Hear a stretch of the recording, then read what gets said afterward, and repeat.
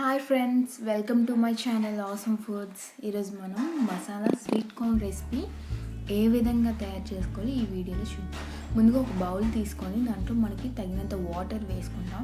Water వేసుకున్నాక sweet corn వేసుకున్న తర్వాత 2-3 మినిట్స్ దాన్ని బాగా ఉడికించుకోవాలి.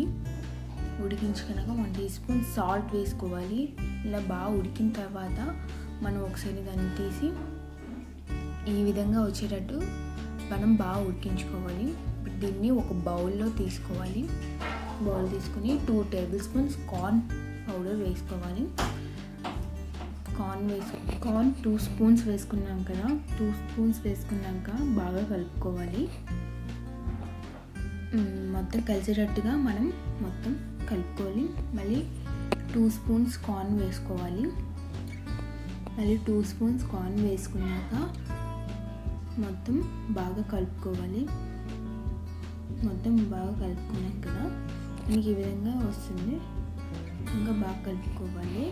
కలిపిన తర్వాత ఆయిల్ హీట్ చేసుకోవాలి. మనం ఇప్పుడు ఆయిల్ హీట్ అయిన తర్వాత మనం ముందుగా కలిపి పెట్టుకున్న కార్న్స్ని ఇలా వేసుకోవాలి.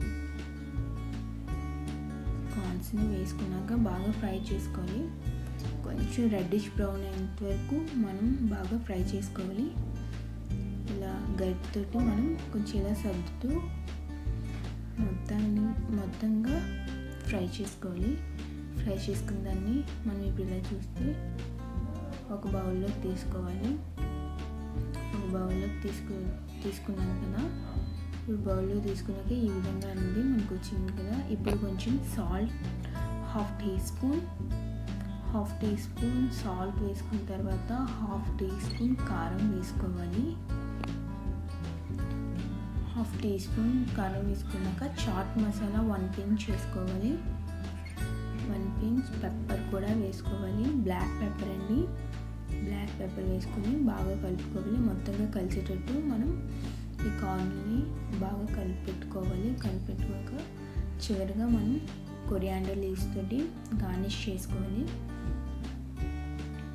కొరియాండర్ లీవ్తో గార్నిష్ చేసుకున్నాక మళ్ళీ ఒకసారి కలుపుకోవాలి.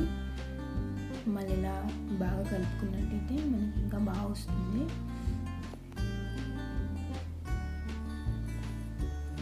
బాగా కలిపేసుకున్న తర్వాత మనకి ఈ విధంగా వస్తుంది. ఈ విధంగా వచ్చిన తర్వాత ఇప్పుడు మనము ఒక బౌల్లో సర్వ్ చేసుకుంటే అయిపోతుంది. Thank you. ఈ వీడియో నచ్చినట్టయితే షేర్ చేయండి, లైక్ చేయండి అండ్ సబ్స్క్రైబ్ చేయండి. Thank you.